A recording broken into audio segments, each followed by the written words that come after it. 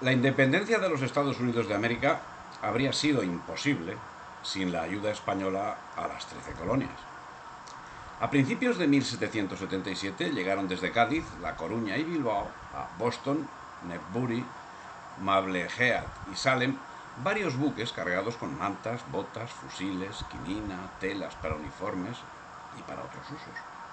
Sería el principio de un tráfico que no cesaría. Su beneficiario, el ejército de las 13 colonias. El 7 de septiembre de 1779, Bernardo de Gálvez tomaba por asalto el fuerte Bute de Manchac. Su beneficiario, el ejército de las 13 colonias. El 9 de agosto de 1780, Luis de Córdoba deshacía una armada inglesa de 51 naves. La presa, que significó el mayor golpe logístico sufrido por la pérfida Albión, fondeó en Cádiz el 20 de agosto. Portaba 294 cañones, 1.692 hombres de equipajes, 1.159 hombres de la tropa de transporte y 244 pasajeros, entre ellos algunos importantes. De las fragatas había algunas de 700 toneladas, muchas de 400, más de 10 a 200 y el resto de 300 toneladas.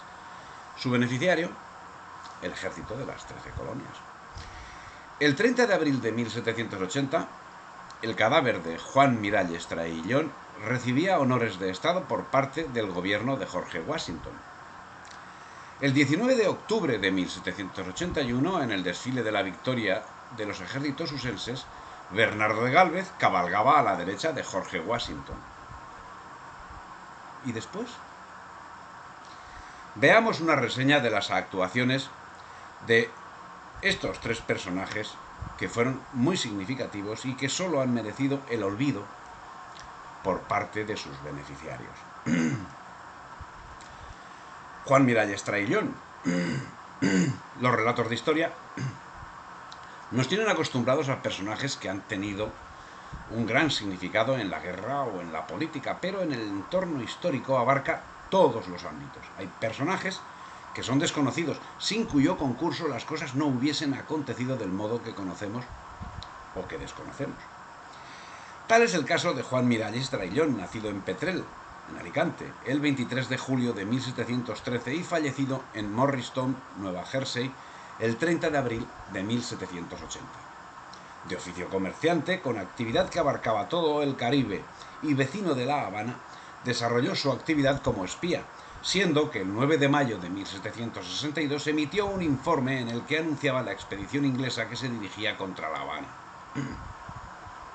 Las comunicaciones del momento no eran como hoy, y el 7 de junio desembarcaban los ingleses en la isla sin que la información hubiese llegado a destino.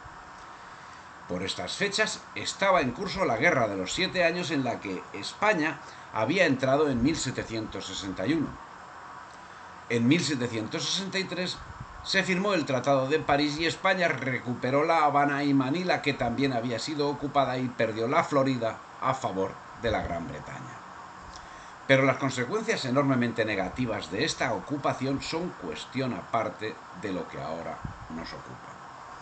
Quedó manifiesta la actuación de Miralles, que a partir de entonces iniciaría una importante labor comercial a partir de Nueva Orleans y que lo llevaría a iniciar importantes transacciones con la Florida y con los puertos ingleses de Charleston, Filadelfia, Nueva York y Boston, lo que posibilitaría conformar un servicio secreto auspiciado por el capitán general de Cuba, Diego José Navarro, que lo nombró embajador para negociar con las 13 colonias y que, desde Filadelfia, sería el centro de espionaje extendido por los dominios británicos en el Caribe.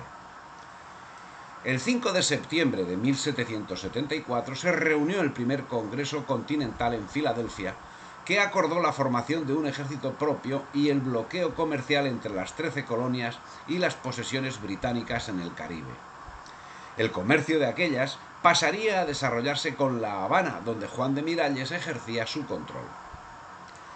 El cometido de Miralles sería tomar posiciones en las colonias británicas y establecer relaciones con el movimiento independentista, lo que le llevaría a tomar contacto directo con George Washington, a quien se le ofrecería todo tipo de ayudas, con el objetivo de reconquistar la Florida, lo que inequívocamente hubiese tenido que hacerse si la ayuda de España se hubiese hecho pública. Para llevar a cabo esta acción, Miralles llevó a cabo otra acción, en esta ocasión de distracción. A finales de 1777 embarcó para la península, pero simulando el barco dificultades de navegación, recaló en Charleston, donde desembarcó, y haciéndose pasar por comerciante, al fin lo que era, tomó contacto con los miembros del Congreso de Filadelfia, de los que ya era conocido de antiguo a través de sus agentes. Desde ese momento y hasta el año 1783, las 13 colonias no pararon de recibir ayuda española de todo tipo, política, militar y económica. Bernardo de Gálvez, gobernador de Luisiana, controlaba directamente estas donaciones secretas recibidas a través del conde de Aranda, embajador español en París, lo que ha hecho que en no pocas ocasiones se haya interpretado este aporte como apoyo francés. Otras ayudas, generalmente canalizadas por Juan de Miralles, no son conocidas, pero para comprender la importancia de la ayuda financiera española debemos considerar que en esos momentos la economía de las 13 colonias giraba en torno a los conocidos como Spanish Millet Dollars, siendo que los billetes emitidos en Filadelfia en 1776 se garantizaban al portador recibir 4 reales de a 8 españoles o su valor equivalente en oro o plata. El Congreso Continental, en mayo de 1775, ordenó la emisión de 3 millones de reales de a 8 en billetes, y el real de a 8 español circuló sin resellar en los Estados Unidos hasta el año 1857. Y es que tampoco el sistema monetario estadounidense hubiese podido crearse sin el real de a 8, conocido también como peso fuerte o duro. Al mismo tiempo, Miralles, como delegado de la Corte de Madrid, encauzó grandes donaciones de ropa de abrigo, pólvora, armas, medicinas, etcétera, etcétera, hacia las tropas de Washington a través de la ciudad española, en aquel momento de Nueva Orleans. El 21 de enero de 1778 fue nombrado por España observador y representante en Estados Unidos, con una asignación de 39.000 pesos para desarrollar su labor como espía. Fue acogido por Edward Rutledge, firmante de la Declaración de Independencia y gobernador de Carolina del Sur, y a su amparo hizo acopio de informaciones de valor estratégico sobre posiciones y movimientos del ejército británico. Era el primer diplomático español adelantado en los nacientes Estados Unidos de Norteamérica.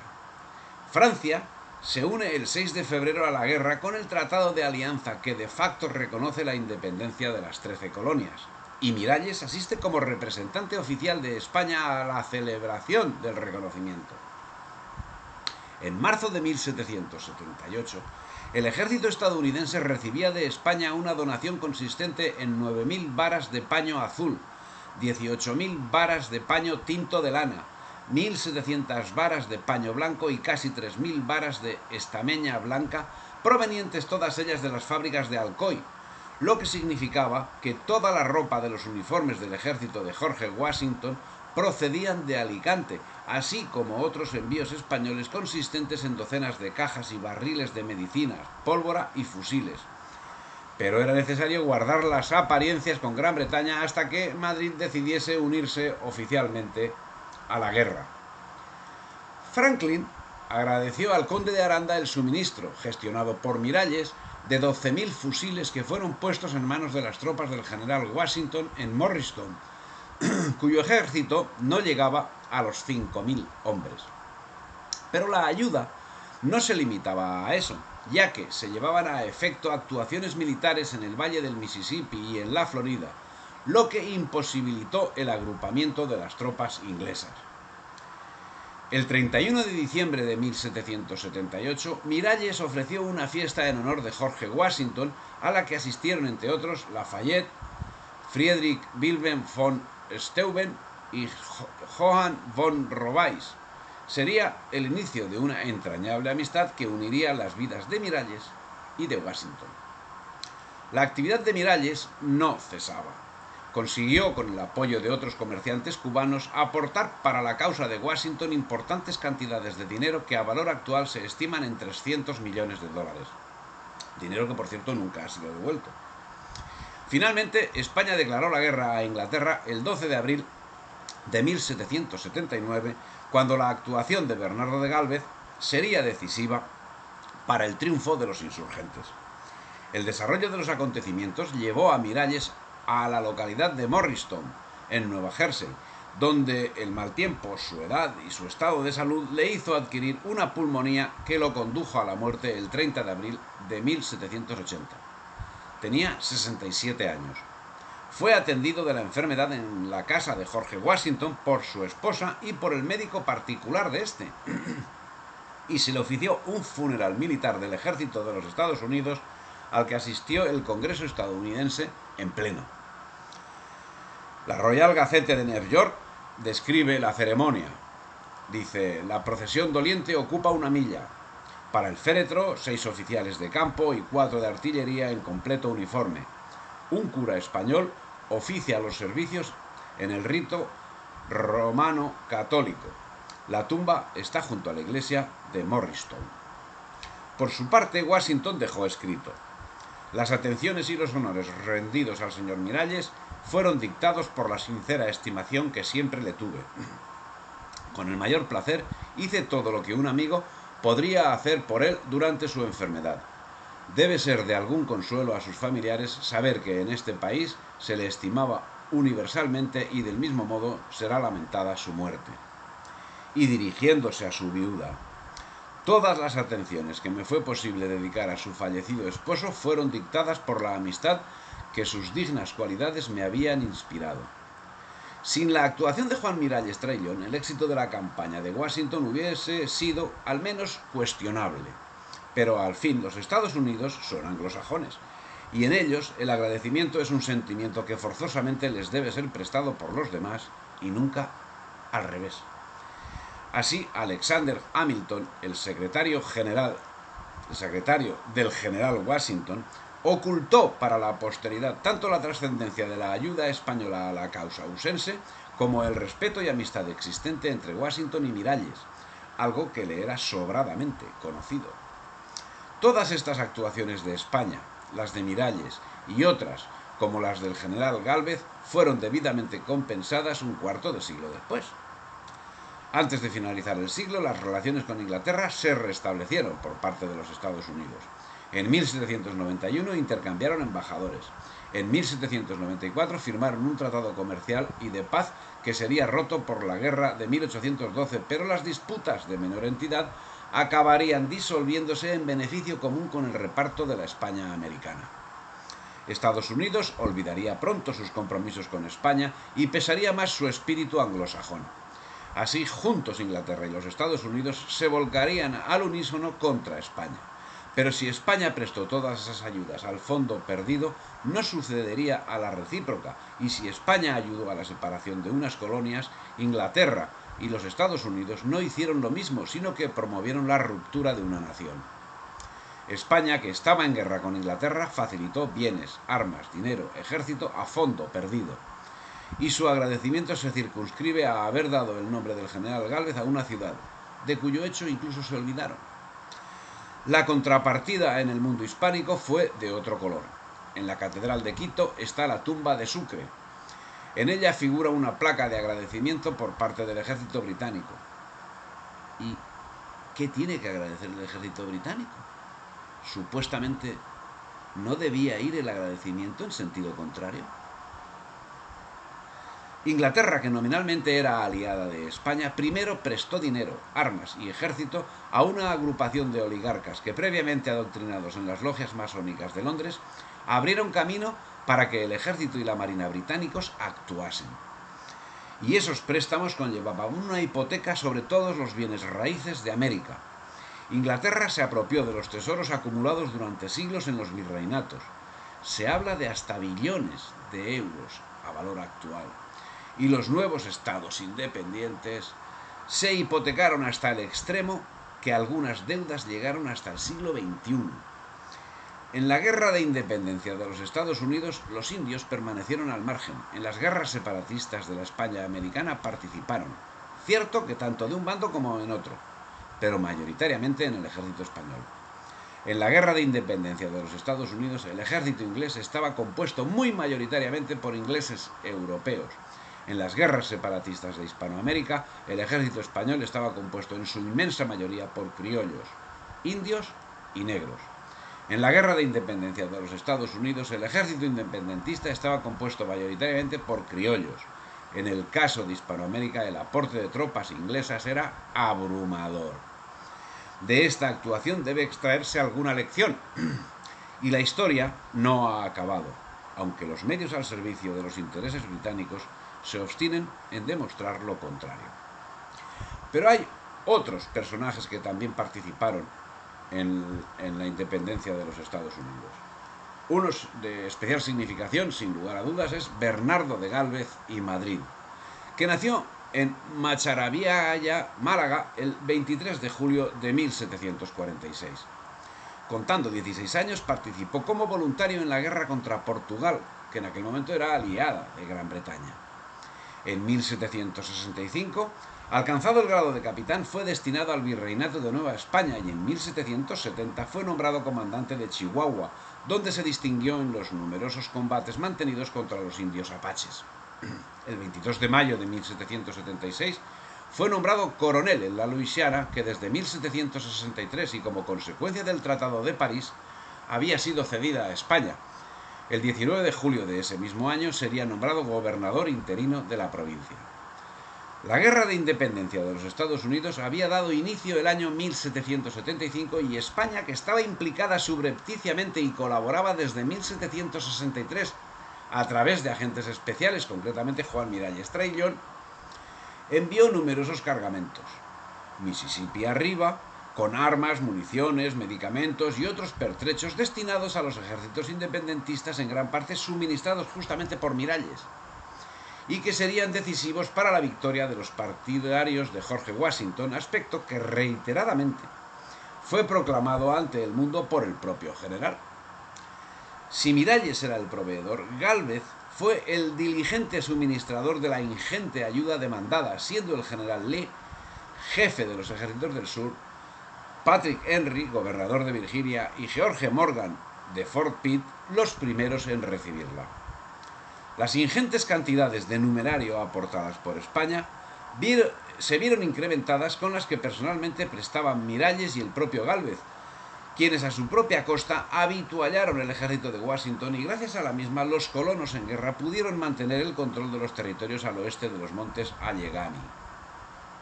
En el Mississippi, George Rogers Clark mantenía unas perentorias posiciones que solo pudieron mantenerse gracias a la acción de Bernardo de Gálvez.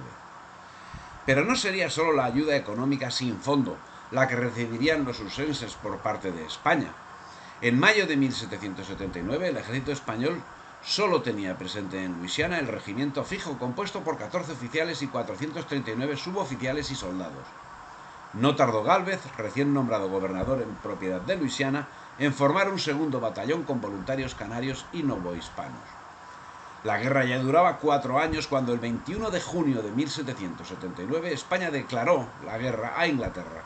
Fue entonces cuando Gálvez, contando solo con las fuerzas que había organizado, atacó a los ingleses sin esperar los refuerzos provenientes de La Habana, atendiendo las órdenes llegadas de Madrid relativas a que los ingleses fuesen expulsados de Pensacola, La Movila y demás puestos que ocupaban sobre el río Mississippi.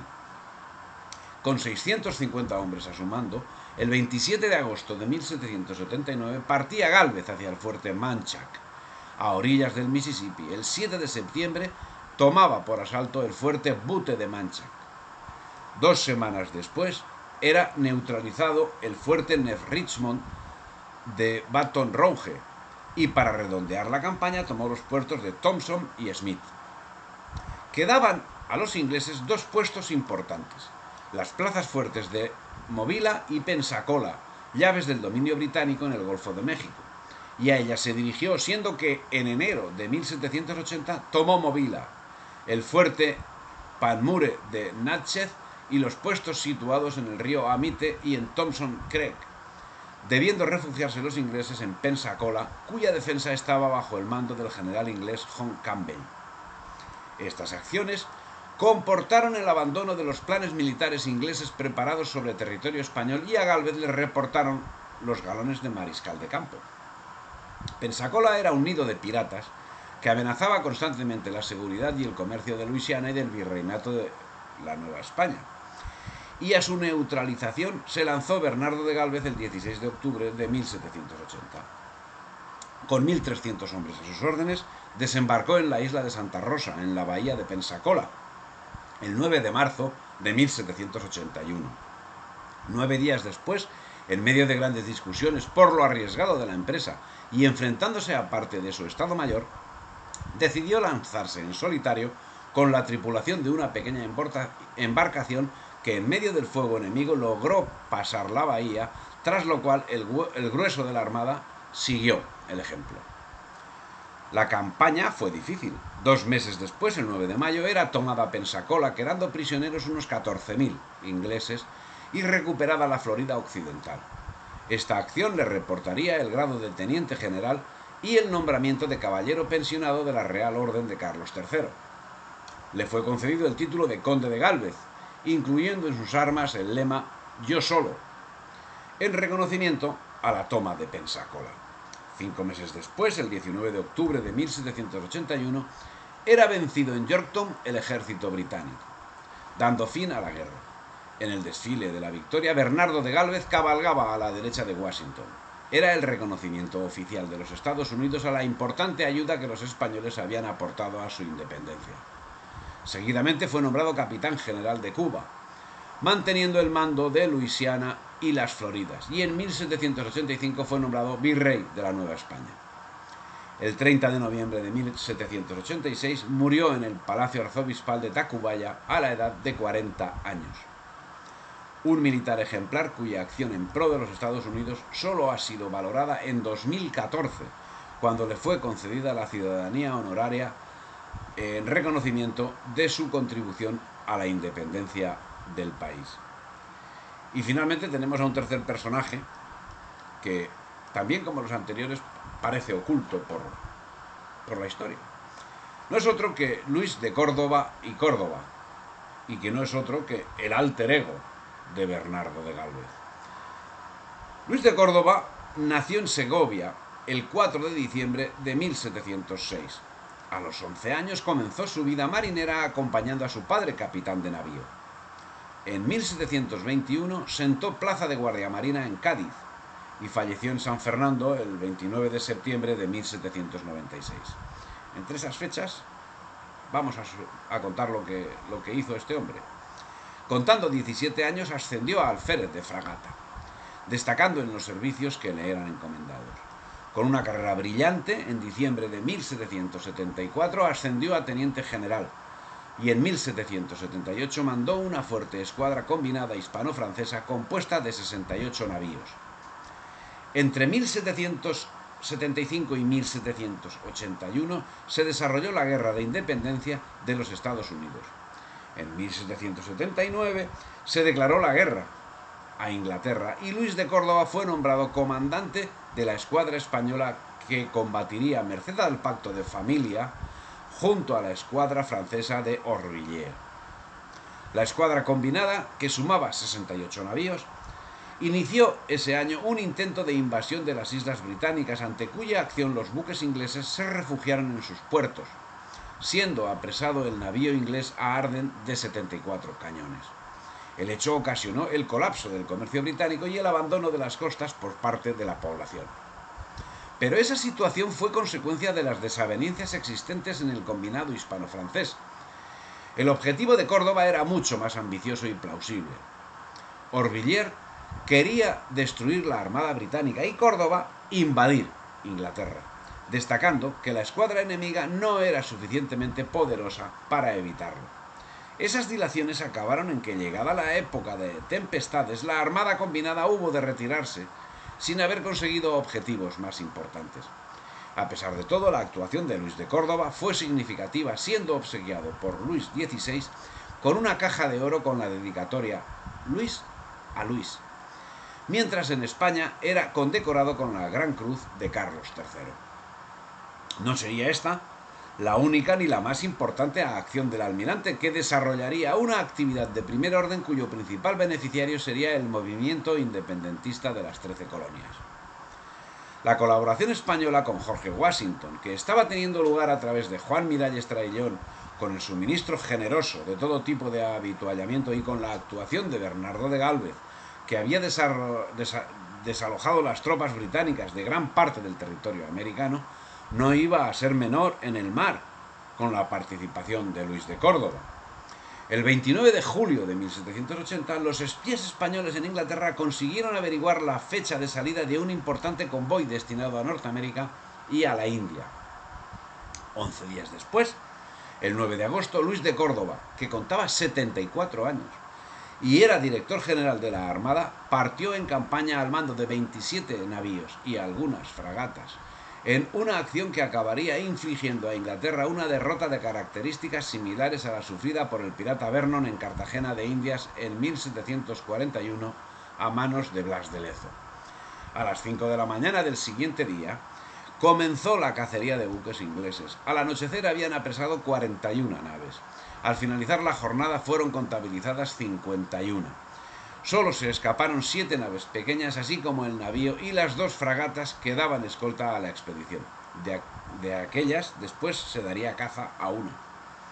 La presa, que significó el mayor golpe logístico sufrido por la pérfida Albión, fondeó en Cádiz el 20 de agosto. Portaba 294 cañones, 1.692 hombres de equipajes, 1.159 hombres de la tropa de transporte y 244 pasajeros, entre ellos algunos importantes.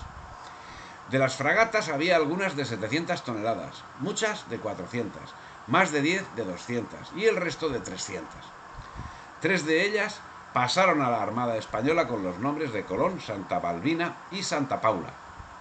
Su carga, armamentos, uniformes y vituallas, más lingotes de oro. Las noticias de la captura hicieron caer la bolsa de Londres y la crisis financiera se generalizó, lo que acabó impidiendo que Inglaterra pudiese mantener las guerras en que estaba implicada, y de forma concatenada fue decisivo para que la guerra de independencia de los Estados Unidos tomase el curso favorable a los intereses independentistas. Firmada la paz con la Gran Bretaña, el 30 de enero de 1783, Menorca y la Florida volvían nuevamente a España y Luis de Córdoba era nombrado director general de la Armada el 7 de febrero de 1783 y luego capitán general. Esta es la historia de 3 personajes, 3 españoles en la independencia de los Estados Unidos.